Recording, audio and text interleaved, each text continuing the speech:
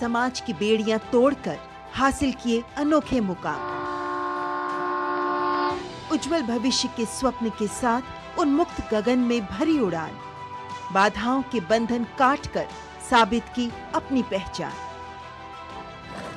जो अपने बुलंद हौसलों से सामाजिक बेड़ियां तोड़कर लिख रही हैं वीरता की गाथाएं। मैं उन्मुक्त, मैं स्वच्छंद, मेरा ध्येय अनंत, मेरी दिशा अनंत। मिलिए इन प्रेरणादायक शख्सियतों से मेरे साथ कार्यक्रम तेजस्विनी में, सिर्फ डीडी न्यूज पर।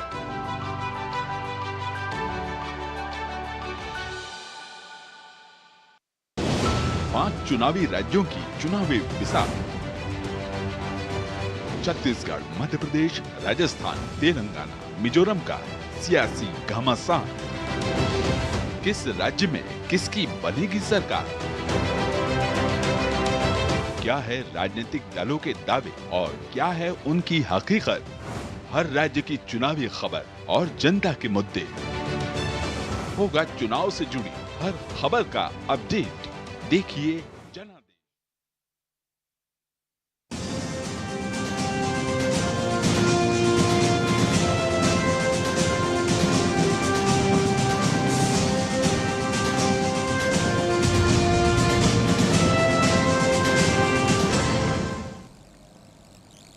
नमस्कार, किसान समाचार में आप सभी का स्वागत है। सबसे पहले मुख्य समाचार।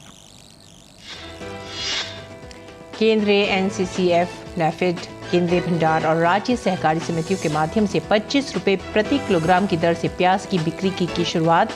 उपभोक्ता विभाग ने ई बिक्री, ई नाम नीलामी और थोक बिक्री के माध्यम से निपटान के लिए 5.06 LMT प्याज की खरीद।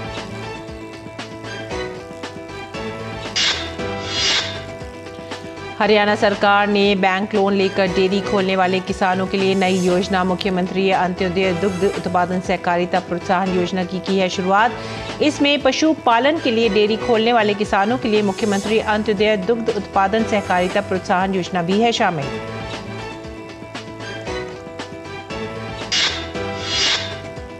भारतीय मौसम विज्ञान विभाग ने नवंबर महीने के लिए वर्षा एवं तापमान के लिए पूर्व अनुमान किया जारी। नवंबर महीने में पूरे देश में सामान्य होगी बारिश, तापमान सामान्य से अधिक रहने का है अनुमान। तमिलनाडु, पुडुचेरी, तटीय आंध्र प्रदेश और यनम, रायलसीमा, केरल में मासिक बारिश सामान्य होने की है संभावना।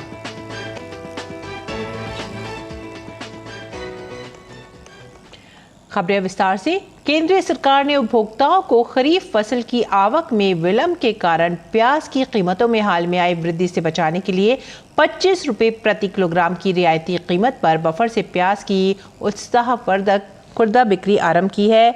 यह घरेलू उपभोक्ताओं के लिए प्याज की उपलब्धता और निम्न लागत सुनिश्चित करने के लिए किए गए उपायों के अतिरिक्त एक और उपाय है।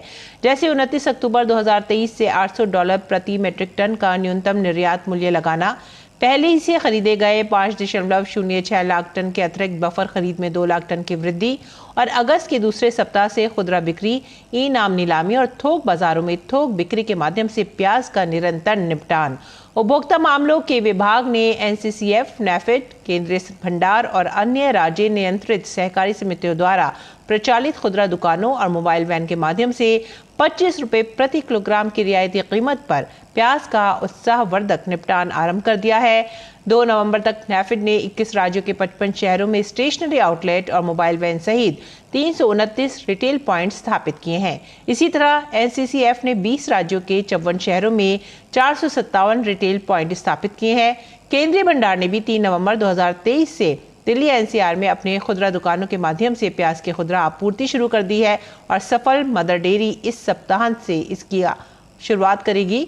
तेलंगाना और अन्य दक्षिणी राज्यों में उपभोक्ताओं को प्याज की खुदरा बिक्री हैदराबाद कृषि सहकारी संघ द्वारा की जा रही है। रबी और खरीफ फसलों के बीच मौसमी मूल्य अस्थिरता को नियंत्रित करने के लिए सरकार बाद में निर्धारित और लक्षित रिलीज के लिए रबी प्याज की खरीद करके प्याज बफर बनाए रखती है। पशुपालन ग्रामीण क्षेत्रों में रोजगार का एक अच्छा साधन होने के साथ ही किसानों की दैनिक आय का अच्छा जरिया भी है। पशुपालन के महत्व को देखते हुए सरकार द्वारा इस क्षेत्र में नई योजना शुरू की जा रही है। इसी कड़ी में हरियाणा सरकार ने बैंक लोन लेकर डेयरी खोलने वाले किसानों के लिए नई योजना मुख्यमंत्री अंत्योदय दुग्ध उत्पादन सहकारिता प्रोत्साहन योजना शुरू की है। हरियाणा सरकार के 9 वर्ष पूरे होने के उपलक्ष्य में जिला करनाल में 2 नवंबर के दिन आयोजित अंत्योदय महासम्मेलन के दौरान केंद्रीय गृह मंत्री ने 5 नई कल्याणकारी योजनाओं का शुभारंभ किया। इसमें पशुपालन के लिए डेयरी खोलने वाले किसानों के लिए मुख्यमंत्री अंत्योदय दुग्ध उत्पादन सहकारिता प्रोत्साहन योजना भी शामिल है। अंत्योदय महासम्मेलन के दौरान केंद्रीय गृह मंत्री अमित शाह ने मुख्यमंत्री अंत्योदय दुग्ध उत्पादन सहकारिता प्रोत्साहन योजना की शुरुआत की। इस योजना में उन अंत्योदय परिवारों को प्रोत्साहन दिया जाएगा जो ऋण लेकर मिनी डेयरी खोलना चाहते हैं। ऐसे परिवार जब मिल्क यूनियन में दूध बेचेंगे तो उन्हें 1 साल तक दूध पर सहकारिता यूनियन के मूल्य से प्रति लीटर 10 रुपए ज्यादा दिए जाएंगे। और जलवायु परिवर्तन का असर देश के मौसम पर दिखने लगा है। इस वर्ष मानसून किसानों के लिहाज से अच्छा नहीं रहा है, जिसके चलते कई जिले सूखे का सामना कर रहे हैं। वहीं भारतीय मौसम विज्ञान विभाग IMD ने नवंबर महीने के लिए वर्षा एवं तापमान के लिए पूर्व अनुमान जारी कर दिया है। मौसम विभाग की अगर माने तो नवंबर महीने में पूरे देश में वर्षा सामान्य होने वाली है, तो वहीं यदि तापमान की बात करें तो ये सामान्य से अधिक रहने का अनुमान है। मौसम विभाग के अनुसार नवंबर 2023 के दौरान पूरे देश में मासिक वर्षा भी सामान्य LPA का 77 से 123% होने की संभावना है। इस दौरान प्रायद्वीपीय भारत के दक्षिणी भाग के कुछ क्षेत्रों के अधिकांश हिस्सों में, उत्तर भारत, पूर्व मध्य भारत और पूर्वोत्तर भारत के कई हिस्सों में सामान्य से अधिक वर्षा होने की संभावना है। देश के शेष हिस्सों में सामान्य से कम वर्षा होने की संभावना है। मौसम विभाग के अनुसार तमिलनाडु, पुडुचेरी और कराईकल, तटीय आंध्र प्रदेश और यनम, रायलसीमा, केरल, दक्षिण आंतरिक कर्नाटक और माहे वाले दक्षिण प्रायद्वीपीय भारत में नवंबर 2023 में मासिक वर्षा सामान्य होने की संभावना है। अगली खबर, उत्तर प्रदेश कृषि उपनिदेशक बाराबंकी श्रवण कुमार ने बताया कि जिले में बायो कंप्रेस्ड गैस यूनिट लगने से खेतों में पराली जलाने की समस्या से अब निजात मिलेगी। प्लांट द्वारा किसानों से 1900 रुपये प्रति टन के हिसाब से पराली की खरीद की जा रही है। इससे किसानों की आय भी बढ़ेगी। जिले में अभी 2 सेंटर खोले गए हैं जहां करीब 2300 मीट्रिक टन पराली की खरीद की जा चुकी है। आने वाले समय में प्लांट द्वारा सभी ब्लॉकों में पराली क्रय केंद्र बनने शुरू हो जाएंगे। इसी प्लांट के शुरू होने से किसानों की पराली से कंप्रेस्ड गैस CNG का उत्पादन होगा, जिससे किसानों की आय के साथ साथ बड़ी संख्या में लोगों को रोजगार भी मिल रहा है। यूपी ग्लोबल इन्वेस्टर समिट के तहत बाराबंकी जिले में रिलायंस इंडस्ट्री द्वारा करीब 130 करोड़ की लागत से बायो कंप्रेस्ड गैस यूनिट स्थापित की गई है, जिसमें पराली, गोबर और हरे गीले कचरे से बायोगैस का उत्पादन किया जा रहा है। इस प्लांट से प्रतिदिन करीब 60 टन बायोगैस का उत्पादन होगा। उससे 1900 रुपये प्रति टन के हिसाब से पराली को खरीद कर उसमें बायोगैस प्लांट से बायोगैस बनेगी। तो हम लोगों के लिए जो भी काफ़ी राहत भरा ये कदम जो है उठाया गया है, क्योंकि हम लोगों का पराली का निस्तारण करने के लिए जो समस्या पहले आती थी अब वो नहीं आएगी। इस प्लांट बायोगैस प्लांट लग जाने की वजह से हम जो पराली हम लोग जलाते थे उससे अब निजात मिल जाएगा। जो बायोगैस प्लांट एक बाराबंकी में लग गया है, जिसमें 1900 रुपये प्रति टन के हिसाब से खरीदते हैं और सारे जुर्माना, गवर्नमेंट के जुर्माना से हम लोगों को निजात मिली है। बायो एनर्जी ने CBG प्लांट स्थापित किया है देवा रोड पे और उसकी लगभग क्षमता हमारी 60,000 टन जैसा उन्होंने बताया है। 2300 मेट्रिक टन के आसपास उन्होंने पराली अपने स्वयं संसाधनों से किसानों के खेतों से इकट्ठा की है और तीसरा सेंटर वो हैदरगढ़ बना रहे हैं। हमारे जो किसान भाई हैं, जो FPOs हैं, उनसे हम लोगों ने आग्रह भी किया था, जिलाधिकारी महोदय जी के स्तर से भी इसको कहा गया था कि भाई किसान भी इसमें आए, जिससे किसानों को कम से कम एक एंटरप्रेन्योरशिप भी विकसित हो सकती है। जो FPOs हैं या बेलर वाले हैं ये काम कर सकते हैं और इससे किसानों की आमदनी में भी वृद्धि हो सकती है। साथ ही जो पराली जलाने की घटनाएँ हैं वो हमारी कम हो सकेंगी। स्कूली छात्रों को विज्ञान और तकनीक की पढ़ाई के लिए प्रोत्साहित करने के मकसद से आईआईटी दिल्ली में ओपन हाउस 2023 का आयोजन किया गया। इस दौरान दिल्ली के विभिन्न स्कूलों के छात्रों को आईआईटी दिल्ली के छात्रों और शिक्षकों द्वारा विकसित नवीनतम तकनीकों को देखने का मौका भी मिला। इन्हीं नवीनतम तकनीकों में से एक थी पराली की मदद से सस्ते और टिकाऊ मकान तैयार करने की तकनीक। आइए देखते हैं ये खास रिपोर्ट। दिल्ली एनसीआर क्षेत्र में वायु प्रदूषण की बड़ी वजह पंजाब और हरियाणा जैसे राज्यों में पराली जलाने की घटनाएं हैं। इस वजह से प्रदूषण, स्वास्थ्य पर दुष्प्रभाव और मिट्टी की उर्वरता पर भी असर पड़ता है। आईआईटी दिल्ली के शोधकर्ताओं ने इस समस्या को दूर करते हुए पराली का उपयोग सस्ते और टिकाऊ मकान तैयार करने की तकनीक ढूंढ निकाली है। शनिवार को आईआईटी दिल्ली में आयोजित ओपन हाउस में शोधकर्ताओं ने इस तकनीक को पेश किया। इस तकनीक से तैयार मकानों का उपयोग ऊंचाई वाले क्षेत्रों और आपदा प्रभावित इलाकों में किया जा सकता है। दिल्ली में एयर पोल्यूशन का एक सबसे इम्पोर्टेंट रीज़न जो है वो है स्टबल बर्निंग। सो बेसिकली उस प्रॉब्लम को काउंटर करने के लिए हम लोग क्या करते हैं, हम लोग फार्मर्स से वीट स्ट्रॉज चॉप्ड फॉर्म में लेते हैं, फिर उसको ट्रीट करते हैं इस मशीन के अंदर। ये इसी प्रोसेस को यूज़ करते हुए बना है। जो फाइनल प्रोडक्ट रहेगा या जो फाइनल हम लोग प्रपोज कर रहे हैं चीज़, वो ये है कि हम लोग इस टाइप के मॉड्यूलर स्ट्रक्चर्स बनाएंगे जो कि हाई ऑल्टीट्यूड एरियाज़ या तो डिज़ास्टर प्रोन एरियाज़ जो है, जैसे कहीं पर अर्थक्वेक आ गया, फ्लड आ गया, आपको तुरंत डिप्लॉय करना है। सो हम लोग इस टाइप के पैनल्स बनवाएंगे, ट्रांसपोर्ट करेंगे लोकेशन के ऊपर। आईआईटी दिल्ली में आयोजित ओपन हाउस के दौरान संस्थान के छात्रों ने सस्ते सीमेंट बनाने की ऐसी तकनीक भी पेश की जो कार्बन उत्सर्जन को 30 से 40% तक कम करता है। इसकी यूनिक बात ये है कि ये कार्बन एमिशंस तो कम करती है 30 से 40%। ये प्रॉब्ली थोड़ी सस्ती भी होगी नॉर्मल ओपीसी से, और साथ ही साथ इसकी स्ट्रेंथ नॉर्मल ओपीसी जितनी ही होती है। जो कन्वेंशनली हम सीमेंट यूज़ करते हैं उतनी अच्छी स्ट्रेंथ होती है। आईआईटी दिल्ली में शनिवार को आयोजित ओपन हाउस 2023 के दौरान संस्थान के छात्रों और शिक्षकों ने प्रदूषण से निपटने की इन तकनीकों के अलावा इलेक्ट्रिक वाहन और रोबोटिक्स जैसे क्षेत्रों से जुड़े करीब 90 प्रोजेक्ट्स को प्रदर्शित किया। ओपन हाउस का आयोजन स्कूली छात्रों को विज्ञान और तकनीक के क्षेत्र में पढ़ाई के लिए प्रोत्साहित करने के मकसद से किया गया। इसमें 3 एक्टिविटीज़ होती है मेनली हमारी। एक होता है कि जो फंक्शनल प्रोजेक्ट्स हैं वो डिमॉन्स्ट्रेशन के लिए रखे जाते हैं। बाकी सारे डिपार्टमेंट्स में जो लैब्स हैं वहाँ जाके बच्चे देख सकते हैं कि वहाँ किस तरह की रिसर्च होती है, वहाँ किस तरह का वर्किंग है। दूसरा ये है कि यहाँ कुछ प्रेजेंटेशन पोस्टर के फॉर्म में है कि बच्चे लोग क्या रिसर्च कर रहे हैं, तो जिसका जैसा इंटरेस्ट है वो उससे अपना रिसर्च समझ सकते हैं। जैसे इलेक्ट्रिकल व्हीकल डेवलपमेंट्स है, रोबोटिक्स में क्या डेवलपमेंट है, जैसे कुछ प्रोजेक्ट्स ऐसे डिस्प्ले हैं, जैसे आजकल पॉल्यूशन का इशू है तो उस टेक्नोलॉजी से कैसे डील कर रहे हैं उन पॉल्यूशंस को, तो वो सारे प्रोजेक्ट्स डिमॉन्स्ट्रेशंस पे हैं यहाँ पर। ओपन हाउस 2023 के दौरान स्कूली छात्रों को आईआईटी दिल्ली के सभी 33 विभागों की प्रयोगशालाओं और वहां चल रहे शोध कार्यों को देखने का भी मौका मिला। दिल्ली के 45 स्कूलों के करीब 2000 बच्चों को ओपन हाउस के दौरान आईआईटी दिल्ली जाने और वहां के छात्रों द्वारा विकसित की गई नई तकनीकों को जानने और समझने का अवसर मिला। Nishant Saurabh, DD news, Delhi.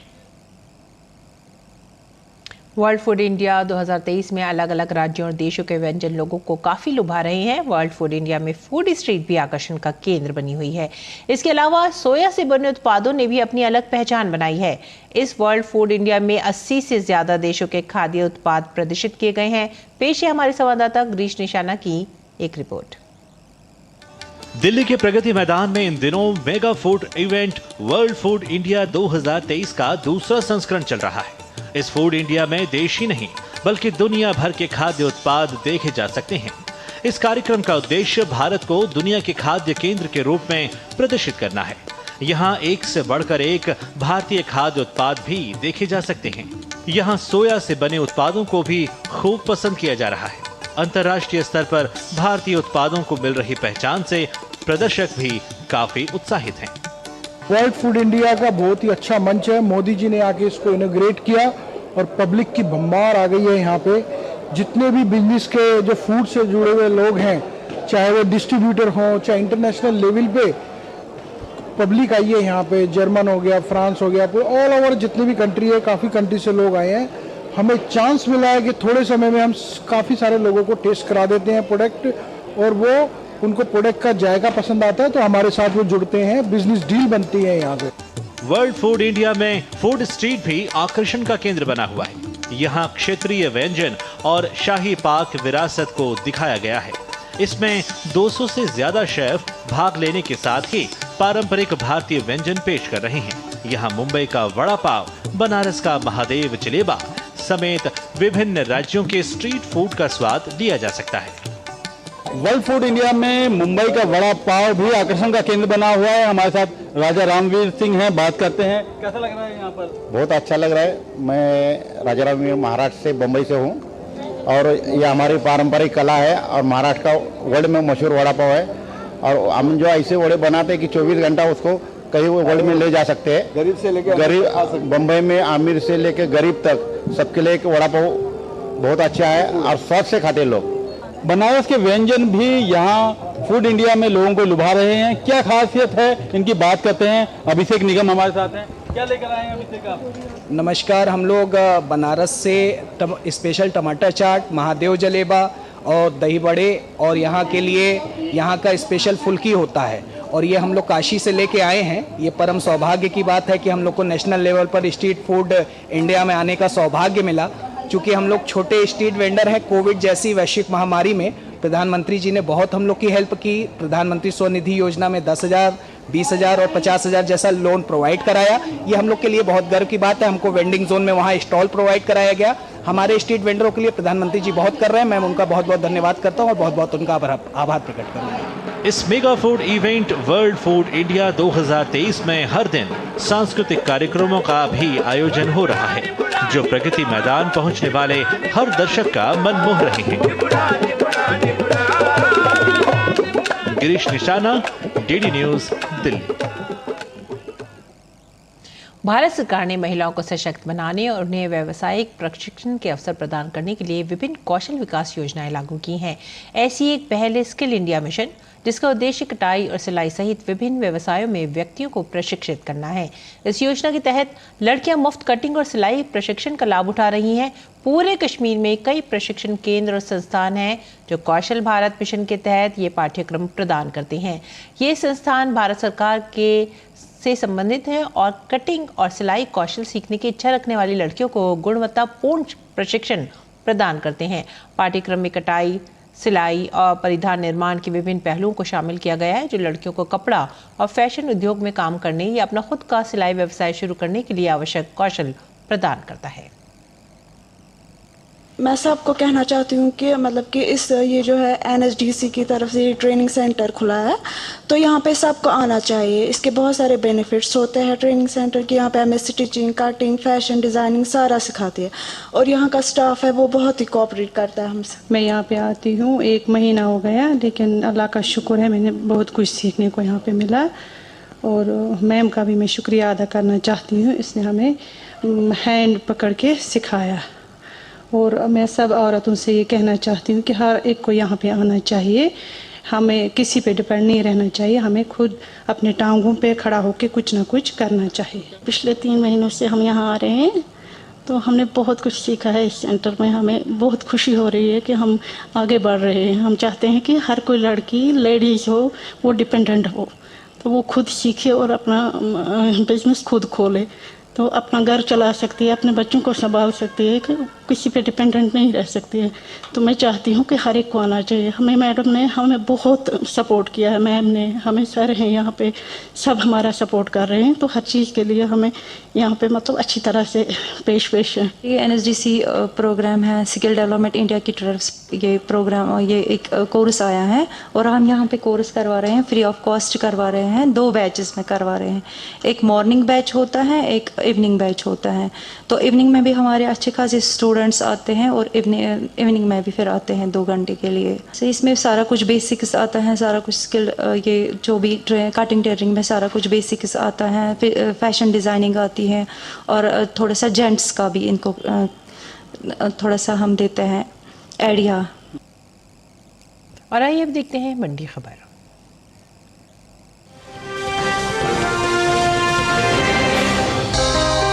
मंडियों में धान की आवक सामान्य बनी हुई है। भाव की बात करें तो शनिवार को ज्यादातर मंडियों में धान के सौदों में कोई खास बदलाव देखने को नहीं मिला। एग मार्केट के मुताबिक धान के उपज में अहम स्थान रखने वाले राज्य छत्तीसगढ़ की नगरी मंडी में 3 नवंबर को धान का भाव था 2050 रुपए। 4 नवंबर को इसके भाव में कोई बदलाव देखने को नहीं मिला और भाव 2050 रुपए पर बना रहा। केरल के पुलपल्ली मंडी में बीते 2 दिनों के दौरान धान के भाव स्थिर रहे। यहाँ 3 और 4 नवंबर को धान 2220 रुपए पर बिकी। पंजाब की जालंधर कैंट मंडी में 3 नवंबर को धान का भाव रहा 2203 रुपए। 4 नवंबर को इसके सौदे बिना किसी फेरबदल के 2203 रुपए पर हुए।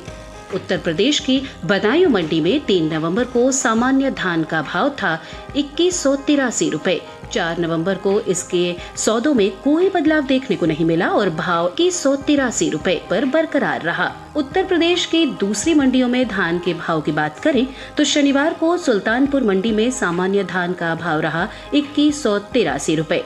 फतेहपुर मंडी में भाव रहा 2190 रुपए, जबकि फैजाबाद मंडी में इस दौरान सामान्य धान के सौदे 2183 रुपए पर हुए। बात धान की पैदावार की करें तो घरेलू स्तर पर इस साल धान की पैदावार रिकॉर्ड स्तर पर की जा सकती है। कृषि मंत्रालय के तीसरे अग्रिम अनुमान के मुताबिक देश में धान की उपज साल 2022-23 के दौरान 1355.42 लाख टन होने का अनुमान जताया गया है। ये उपज पिछले साल की तुलना में 60.71 लाख टन अधिक है, जबकि साल 2021-22 में धान की पैदावार 1294.71 लाख टन रही थी।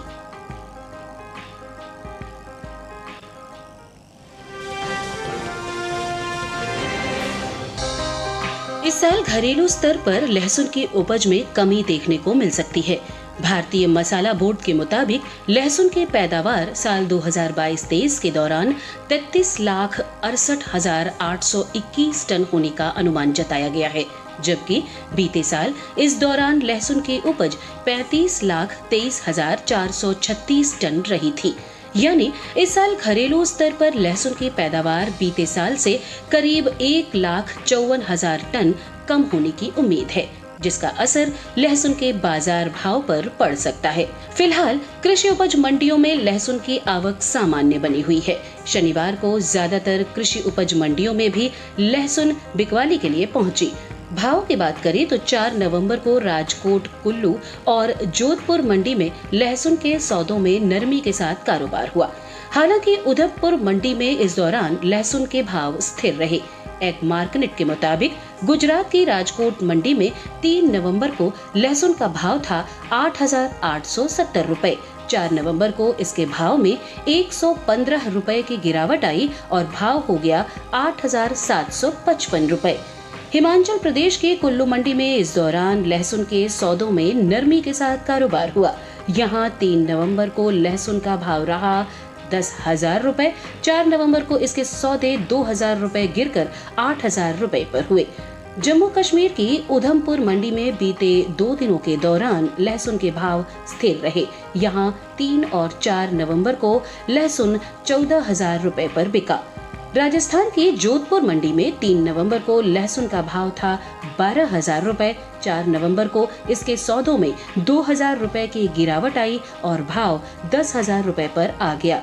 उत्तर प्रदेश की मंडियों में लहसुन के भाव की बात करें तो यहाँ मिर्जापुर मंडी में शनिवार को लहसुन का भाव रहा 8,300 रुपए। इलाहाबाद मंडी में भाव रहा 8,800 रुपए। बदायूं मंडी में लहसुन के सौदे 7,845 रुपए पर हुए।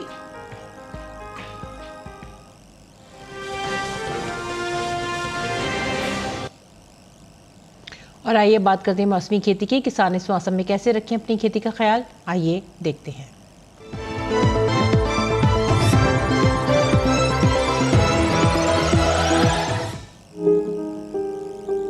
कोंकण में इस समय किसान मूंगफली की खुदाई कर लें। इसके साथ ही यहाँ बाजरे की कटाई जारी रखें। कोंकण में ही ये समय सूरजमुखी, कुल्थी, लोबिया और स्वीट कॉर्न की बुवाई के लिए उपयुक्त है। कोंकण के किसान इस समय बैंगन, मिर्च और टमाटर की नर्सरी लगाते रहे। वहीं मध्य महाराष्ट्र में अगले कुछ दिनों तक मौसम शुष्क रहने का अनुमान है। ऐसे में किसान इसका लाभ लेते हुए कपास की चुनाई और प्याज की खुदाई करें।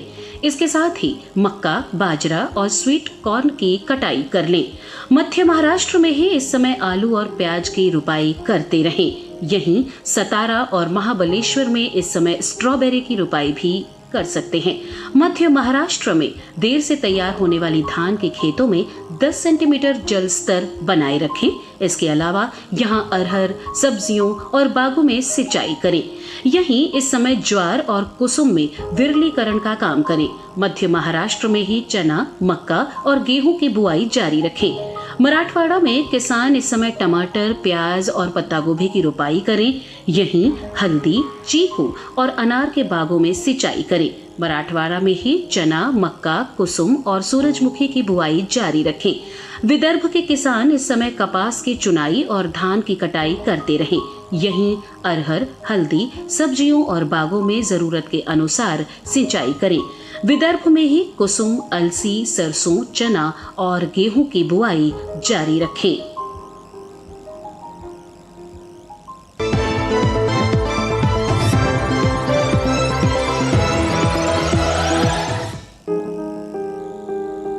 ये समय बैंगन की रुपाई के लिए अनुकूल है। बैंगन की रुपाई करने से पहले खेतों को अच्छी तरह तैयार कर ले। रुपाई करते समय पौध से पौध की दूरी 60 सेंटीमीटर और पंक्ति से पंक्ति की दूरी 60 से 75 सेंटीमीटर रखें। किसान बैंगन की कई किस्मों की रुपाई इस समय कर सकते हैं, जैसे पूसा श्यामला। बैंगन की ये किस्म लंबे आकार की होती है। इस किस्म की बुआई पंजाब, उत्तर प्रदेश, बिहार और झारखंड में कर सकते हैं। इस किस्म की 1 हेक्टेयर में 390 क्विंटल पैदावार ले सकते हैं। इसकी शाखाएं सीधी होती है और पौधा कांटा रहित होता है। पूसा पर्पल क्लस्टर की रुपाई भी की जा सकती है। ये किस्म उत्तरी भारत के मैदानी और पर्वतीय इलाकों के लिए अच्छी होती है। 1 हेक्टेयर में 200 क्विंटल पैदावार ली जा सकती है। इसकी लंबाई 10 से 12 सेंटीमीटर होती है। इसका रंग गहरा बैंगनी होता है। इसके अलावा पूसा अंकुर की रुपाई की जा सकती है। इस किस्म का आकार गोल होता है। पूसा अंकुर राजस्थान, गुजरात, हरियाणा, दिल्ली, मध्य प्रदेश और महाराष्ट्र में लगाने के लिए काफी अच्छी है। 1 हेक्टेयर में 350 क्विंटल फसल ली जा सकती है। पूसा उत्तम भी लगा सकते हैं। इसका आकार भी गोल होता है। बैंगन की इस किस्म की रुपाई पंजाब, उत्तर प्रदेश, बिहार और दिल्ली में की जा सकती है। रुपाई के तुरंत बाद पहली सिंचाई करें। बैंगन की फसल में तना और फल भेदक कीटों के हमले का खतरा बना रहता है। इससे बचाव के लिए किसान विशेषज्ञों की सलाह पर उचित दवाओं का छिड़काव करें।